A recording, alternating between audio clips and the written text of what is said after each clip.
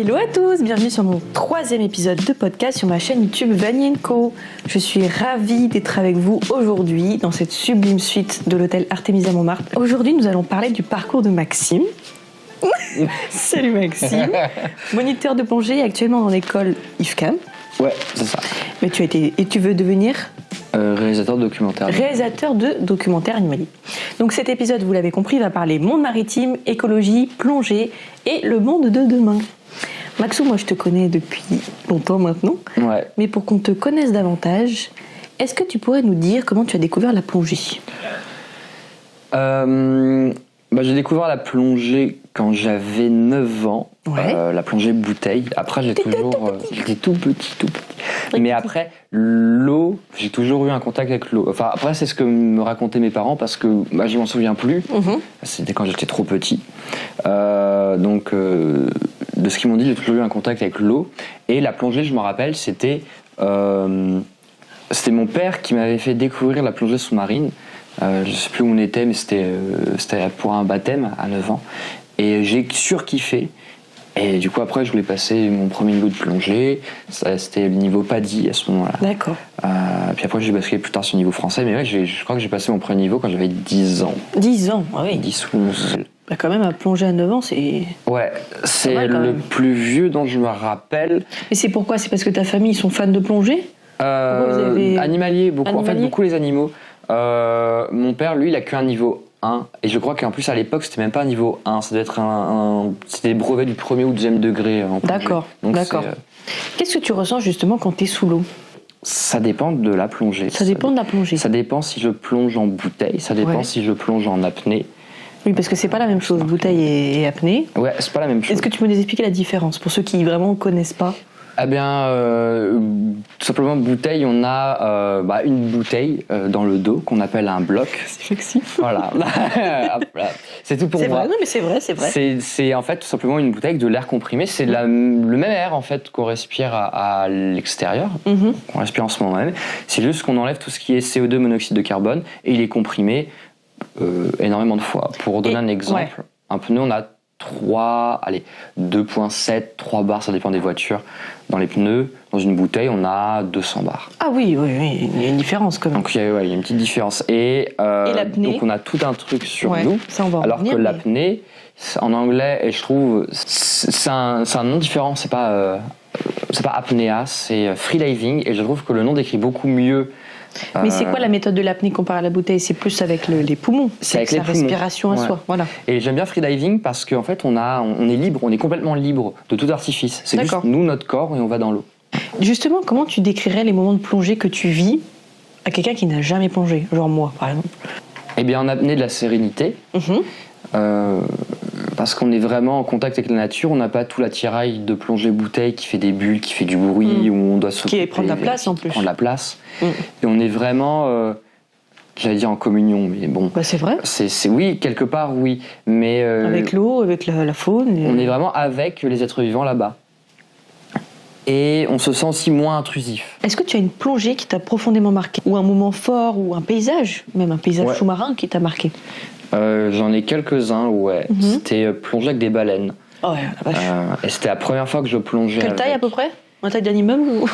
Ouais, c'était plus de 20 mètres, Oh la vache. je crois. Et t'avais pas peur ? Non, c'était hyper impressionnant. C'était très impressionnant. Tu m'étonnes. En fait, quand elles sont au fond de l'eau, on voit une sorte de masse qui se déplace sous l'eau. Ouais. Et surtout que les baleines de Bride, c'était ça qu'il y avait, elles ont un bruit très particulier qui est très différent des autres baleines. Et c'est très... Tu l'entends on Oui. l'entend bien ? Ah oui, on l'entend très très bien. C'est marrant. Et on les voit. Et j'avais vu baleine à bosse, une femelle avec son petit, qui avait peut-être une trop bien. semaine tout juste, parce Ouais. qu'il était tout blanc. T'as fait quoi de voir des trucs de 20 mètres de long devant toi comme Bah, ça ? c'est super beau. Ouais. Et ça... et en fait... tu te sens tout petit à côté, c'est un énorme animal qui est très intelligent, bien plus qu'on ne le croit, et qui est là avec son petit et qui nous laisse L'approcher, observer, quoi. être à côté, alors pas trop non plus, hein, Oui, une mais certaine distance, quand même. ça rend humble. Justement, est-ce que la plongée a changé ta façon de voir cette nature, la planète, le monde sous-marin ? Pas tellement, enfin oui et non. J'ai toujours été humble face à la nature, toujours été fasciné par elle, toujours été passionné, mais peut-être que ça a changé la manière de consommer du contenu sur la nature. Parce que on a beaucoup de vidéos sur les réseaux sociaux d'animaux avec des personnes qui viennent très proches, etc. Ça, faut pas le faire. Comme les requins. Comme les requins. Il y en a qui ont dauphins, trop peur et il y en a qui n'ont pas assez peur des requins. Et c'est surtout qu'il y en a plein qui veulent en fait la vidéo exceptionnelle, sensationnelle sur les réseaux sociaux. Quoi. Donc ils vont prendre des risques pour eux, mais qui vont aussi faire prendre des risques pour les animaux. Pour l'animal. Et ça maintenant je regarde plus. Ouais, t'as raison. Ça, je regarde plus. Je suis pas très fan. Et la manière aussi dont je parle de la nature à d'autres personnes, je change aussi beaucoup sur ça. Alors, on va passer à l'aspect technique. Parce que ça, c'est une question. Voilà. Comment se prépare une plongée? Parce qu'il y a un vrai travail quand même sur la plongée, que ce soit physiquement, parce que c'est quand même. Il a un corps d'athlète, Maxime. Mentalement. Non, je dirais pas ça comme ça. Bon, ça va quand même. Et matériellement, comment tu la prépares, toi, une plongée? Alors c'est très débattu parmi les plongeurs, parmi surtout les moniteurs, mais moi j'ai prêché ce que moi je considère comme le mieux. Et en tant que moniteur, la manière dont je me prépare, c'est pour tout le monde, c'est une bonne hygiène de vie. C'est pas faire la bringue jusqu'à 3h du mat la veille d'une plongée, c'est pas fumer 3 paquets par semaine de cigarettes, c'est pas non plus se droguer avant de plonger. Enfin ça c'est après bon, il y a des choses c'est du bon sens. Bah ouais. Pas non plus boire de l'alcool avant de plonger. C'est avoir une bonne hygiène de vie, parce que la plongée ça fatigue en temps réel. Donc voilà, c'est être déjà au niveau de l'énergie bien. Ouais. C'est ensuite après le dos. Avoir des blocs lourds dans le dos parce qu'en fait on se baisse souvent, on se penche souvent, donc le dos il prend cher. Donc moi je fais beaucoup de gainage, de choses comme ça pour bien muscler le dos. Costaud. Voilà. Mais c'est bien parce que quand tu gaines en fait, le fait de gainer c'est contracter les muscles pour protéger en fait des os qui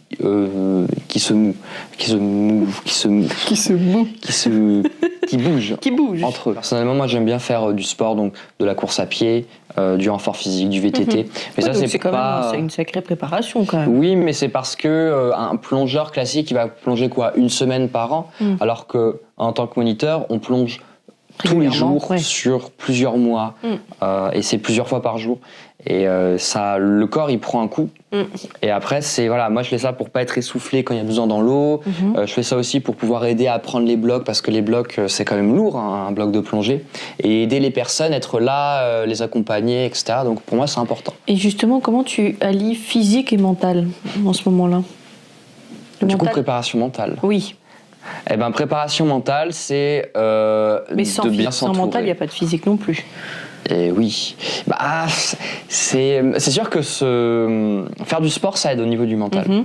Ça peut jouer sur le mental. D'apprendre qu'un ami a eu un accident, qu'un copain s'est pris un coup, voilà. Et ça peut, c'est aussi un peu la fatigue, ça peut jouer sur le mental aussi. Une plongée, ça peut quand même être dangereux pour la santé.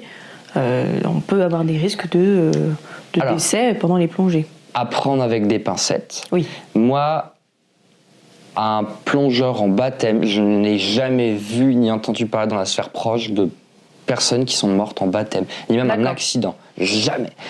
Enfin, moi, en tout cas, j'en ai jamais entendu parler. En baptême, mais je parle des plongeurs professionnels comme toi, il y a déjà eu des cas où... Alors, plongeur professionnel, oui, mais c'est à part. Oui. Et sinon, ça serait des vieux plongeurs qui plongent depuis très longtemps, et qui ont des hauts niveaux, et qui se disent « c'est bon, je connais ».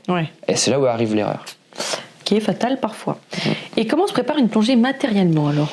Il y a du sacré matos quand même. Je mettrai des photos en montage, mais on verra d'ailleurs si tu veux ce que tu portes, mais c'est quand même costaud. Il y a plein de matériel différents. Pour un plongeur qui débute, ça va être juste la combinaison, parce que c'est hyper important de se protéger contre le froid. Bah oui. Ça va être le masque qui permet de voir dans l'eau. Ça va être le gilet stabilisateur, la stab qu'on appelle, qui permet en fait donc de garder le bloc sur le dos, mais aussi de nous permettre de flotter quand il faut, de gérer notre stabilisation. Je vais y aller très vite parce que je vais grossir les traits. Grossis bien les traits. La combinaison flotte. Quand on descend, la pression comprime la combinaison. Donc c'est plus serré, quoi. Voilà, et pour compenser cette perte de flottabilité, on gonfle légèrement le gilet petit à petit en descendant. D'accord. Voilà, c'est vite fait. Oui, et après, le tout le système du détendeur. Ah ouais, alors ça c'est quelque chose. Il y a plein de trucs. Il y a le premier étage est flexible, le deuxième étage. Bon, voilà, je vais appeler ça le système détendeur pour les personnes qui sont pas forcément, qui connaissent pas trop la plongée. Ça permet quoi le détendeur? De respirer, tout simplement. De respirer, tout simplement. Ça transfère. Donc c'est un peu vital. Exactement. En fait, moi, si je mets la bouche sur un robinet de bouteille et que j'ouvre, j'ai les 200 bars dans les poumons, c'est pas top. Donc, le détendeur, il va détendre un gaz pour le mettre en fait à la même pression à laquelle on est, pour qu'on puisse respirer. D'accord. Et ça, c'est pour un débutant. Est-ce que j'ai rien oublié? Si, palme, évidemment. Au total, il y a combien de niveaux de plongée? Si on... Sur les niveaux français, il y en a 5. Niveau français. 5, d'accord. Donc si t'es au 5e, c'est que t'es assez bon. Et moi, je ne suis pas sur le niveau français, je suis sur un niveau d'État. D'accord. Qui est donc Mais sur d'éducateur un sportif. échelon, c'est combien? Numéro 12, 13? C'est pas comparable, c'est encore un autre truc. Mais je peux former tous les niveaux. D'accord. Et c'est On va dire, DGEPS. t'as le haut du panier, quoi. Il est encore plus haut. Il est encore plus haut que toi? Ouais. Bah la vache. Moi, je peux former, par exemple, jusqu'à 40 mètres. Ce qui est énorme. Mais il y a jusqu'à 60 mètres aussi. Et 60, c'est ceux qui ont le CC. D'accord. Et toi, c'est quoi à ton niveau? Moi, j'ai le DE. Le DE. DE-GEPS. Il y a une autre manière pour faire les niveaux d'instructeurs, c'est E1, E2, E3, E4. D'accord. Et je crois que ça va jusqu'à E4. Et moi, je suis E3. D'accord. Oui, donc c'est pas mal. Pour les moniteurs, ça va leur parler. Oui, c'est quand même très bien. Et donc, du coup, tu as été moniteur de plongée. Est-ce que tu peux me citer une erreur de débutant, de débutante, qui est fréquente? Ou même juste un truc, une erreur vraiment bête. En fait, il y en a plein. Moi, je dirais, c'est un truc dont je parle beaucoup quand je fais des premiers niveaux, c'est le masque ne sert pas à respirer. Bah oui, normal, on va me dire. Maxime, évidemment. Mais t'es con, Maxime. T'es idiot, Maxime. Mais what the fuck, le mec qui exagère.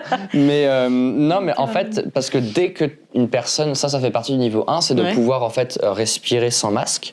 Et en fait, dès que tu enlèves le masque, en fait, les personnes ne dissocient pas l'utilisation du nez et de la bouche.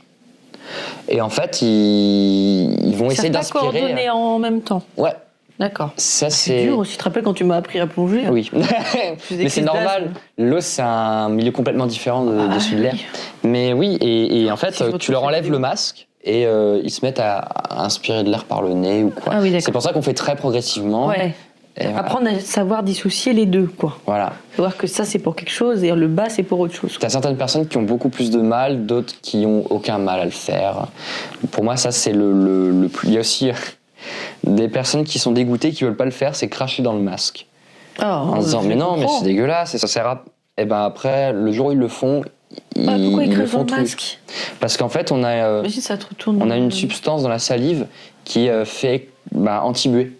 Ah, oui, alors, d'accord, dans ce sens-là, ça aide pour la plongée. Ouais. Oui, parce que tu craches dans le masque. Tu craches, tu frottes, tu craches, tu frottes, tu laisses sécher, puis tu rinces un coup dans l'eau. Ça empêche d'utiliser du liquide vaisselle qui est pas super dans l'eau. D'accord. Donc l'erreur de débutant, c'est vraiment le nez, le masque et la bouche qui arrivent. Une des nombreuses. Une des nombreuses, d'accord. Mais moi qui me marque. Est-ce que toi, tu as vécu une situation difficile ou stressante sous l'eau et comment tu l'as gérée? Par exemple, la fois où un bateau avait failli. Crabouiller, par exemple. Ah oui. Non, mais c'était pas. Non, stressante. Non, je trouvais pas ça stressant. Ah bon. Et c'était sur un baptême où d'un coup j'entends un bruit de moteur qui se rapproche, je me dis bizarre. Donc je me tanque au fond avec le baptême que j'avais. Ça veut dire quoi? Je me mets au fond, je me colle au fond.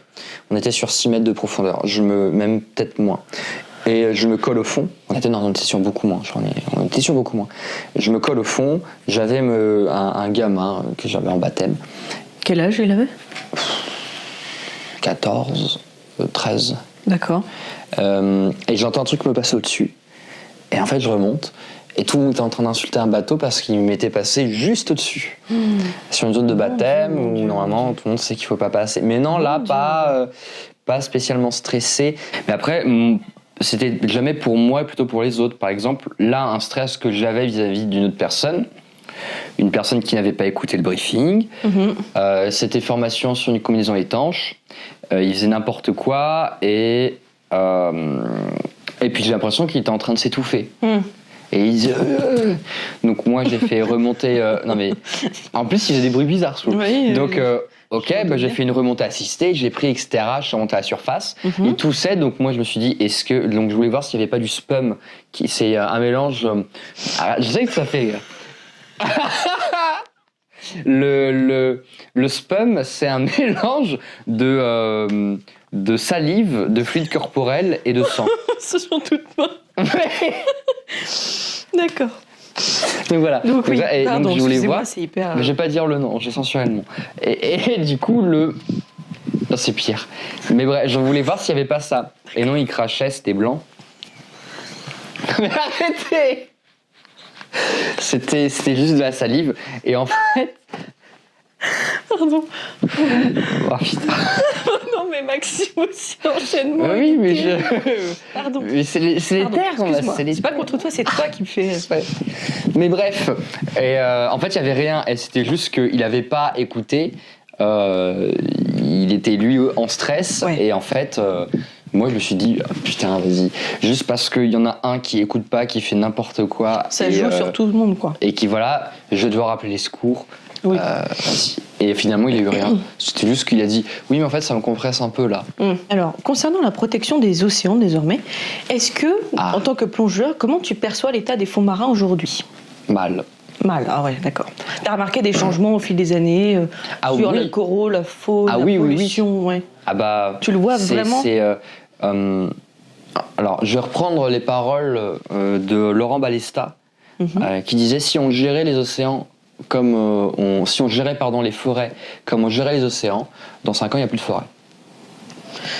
C'est une bonne phrase. Et on le voit sur même quelques mois. Par exemple, là où je plongeais à Saint-Raphaël, où j'étais moniteur, il y a une zone à 40 mètres, c'est quand même assez loin des activités humaines, c'est plutôt profond. 40 mètres, un jardin de gorgones. Ce sont des coraux qui sont très plats, qui font comme des demi-disques. Et qui sont très grands. Et qui sont d'une couleur bleu très foncé, puis presque violacée. Et on a eu une première année où l'eau était trop chaude. On a regardé les gorgones et tout, ça allait. Et puis à un moment, deuxième année, sur 2 mois, tout était mort. Tout est mort. Tout était blanc, tout s'est détruit, tout est mort. Donc ouais, en fait, ça fait très bizarre parce que là, on a vraiment une vision concrète de ce qui peut se passer. Ouais. Et quand ça se passe, on parle toujours sur plusieurs années, mais quand ça se passe en seulement quelques mois, ça fait un choc quand même. Ça fait un petit coup. C'est assez brutal. Mais quand tu vois un proche des ports, c'est mort. Il y a un vrai travail, nous aussi, à faire. Enfin, quand tu vois l'état, tous les plastiques, tous les déchets jetés, même tous les mégots, le nombre de personnes qui me parlaient d'écologie. Il y a 15 millions de plastique par minute ou par seconde, je sais plus. Mais le nombre de personnes qui me parlaient d'écologie en fumant, qui puis jettent leurs cigarettes dans l'eau, je comprends pas. Dans l'eau en plus, carrément. Ouais. Moi je l'ai vu beaucoup parce que on parle beaucoup d'écologie, voilà. Et moi je le vois, on dit souvent les jeunes ils sont très impliqués dans la cause de l'écologie, les jeunes ils sont très à fond dans l'écologie. Moi je suis pas d'accord. Moi je suis pas d'accord. Dans les idées oui, en pratique non. En pratique non. Et justement tu penses que les plongeurs ils ont un rôle à jouer dans cette préservation des océans ou pour dénoncer en filmant ce qui se passe ou c'est pas leur place? Si, parce que je trouve que alors, les biologistes et les spécialistes de tous les océanologues, les spécialistes de l'environnement sont les plus aptes en fait à établir un constat. Et nous, moniteurs, on est en directe liaison avec d'autres personnes qui ne sont pas forcément très touchées par les constats, les constats biologiques, les constats environnementaux. Et on a un vrai travail de diffusion de l'information. Parce qu'on est en contact quand même de beaucoup de touristes, de beaucoup de personnes qui sont ou intéressées vraiment par la technique en plongée ou par la bio. Et on a vraiment ce travail de... toujours parler d'environnement, de protection, qu'on est là, non pas en tant qu'invité, mais en tant que toléré par l'océan. Et ça, faut qu'on crée un équilibre entre nous et eux. Qu'est-ce que la plongée, si on parle surtout de toi, qu'est-ce que la plongée t'a appris sur toi-même ? À être... Après, humble, je pense, Je le suis la plupart du temps. Je vais pas dire tout le temps, mais je pense que je le suis la plupart du temps. Et après, ça m'a appris à me faire confiance. Parce que je suis pas quelqu'un qui a forcément tout le temps qui a confiance en ses connaissances. Alors que tu devrais. Et la plongée m'a beaucoup appris à me faire confiance sur mes connaissances. En fait, finalement, non, je confiance sais. sur toi-même aussi. Confiance sur moi-même et sur la rigueur. Mais ça, c'est moins lié à l'esprit, la rigueur. Quoique. Est-ce que cette passion influence ta vie, quand même ? Ouais. Une grande partie. Ah oui. Déjà, quand ça crée des sujets de conversation, quand je vais faire les courses ou quoi, on me dit mais au restaurant, le serveur qui me dit mais vous êtes plongeur, et puis du coup tu parles avec. Tu trouves que les gens ont un intérêt pour ton métier qui est beaucoup plus prononcé, quoi. Parce que ça sort du lot quand même. On n'est pas tous les jours quelqu'un qui fait de la plongée. Oui, parce que la plongée c'est vraiment une activité très passionnelle. Et à chaque fois, par moment, il y a 2 ans, j'étais à un marché de Noël, et j'étais devant le stand, le monsieur du stand disait mais vous êtes plongeur et tout, et du coup ça crée. Trop mignon le mec. Et même quand tu plonges, quand tu es moniteur et que tu travailles, pendant la saison, tu manges plongée, tu bois plongée, tu vis plongée, tu respires, tu parles plongée, la plongée c'est ton monde. Donc si tu devais résumer un mot pour la plongée, tu dirais que c'est ton monde ? Un mot ? Ouais, un mot. Pour la plongée ? Ouais. Moi, je dirais vie, c'est ma vie. C'est ta vie. C'est ma vie. Non, mais c'est vrai. C'est ma vie. Mais c'est vrai que. C'est touchant ce que tu dis. En fait, et ça, tous les moniteurs qui exercent pourront le dire, on est dans notre bulle quand on travaille. On est toujours avec des amis et tout qui plongent, alors que c'est un tout petit monde, la plongée. C'est tout petit. Donc, pour finir, quel conseil tu donnerais à quelqu'un qui rêve de se lancer ? À quelqu'un qui rêve de se lancer. D'essayer. Ça coûte rien d'essayer. Essayer, on y trouve. Il y aura toujours quelqu'un pour y retrouver son compte en plongée. Oui, mais non, mais la bio, moi, je sais pas, les animaux, ça a l'air compliqué, c'est pas ça qui me fait kiffer. C'est peut-être tout ce qui est les maths derrière, tout ce qui est la physique derrière, la physiologie, l'aspect technique, l'aspect dépassement de soi, l'aspect exploration. Il y a plein d'aspects. Et même en plongée, il y en a qui vont faire du cave diving, donc qui vont plonger en grotte sous-marine. Il y en a qui vont faire de la plongée profonde, d'autres qui vont rester plutôt proche de la surface, donc du 0,20 mètres, parce que là où il y a plein de faunes différentes, d'autres des épaves. Il y a plein d'aspects dans la plongée qui sont vraiment assez intéressants. Donc merci d'avoir suivi cet épisode consacré à la plongée maritime. Merci à mon ami Maxime d'avoir participé, d'avoir raconté son histoire. C'était hyper intéressant. J'espère que ça vous a plu et je vous dis à très vite pour de nouveaux podcasts. À bientôt.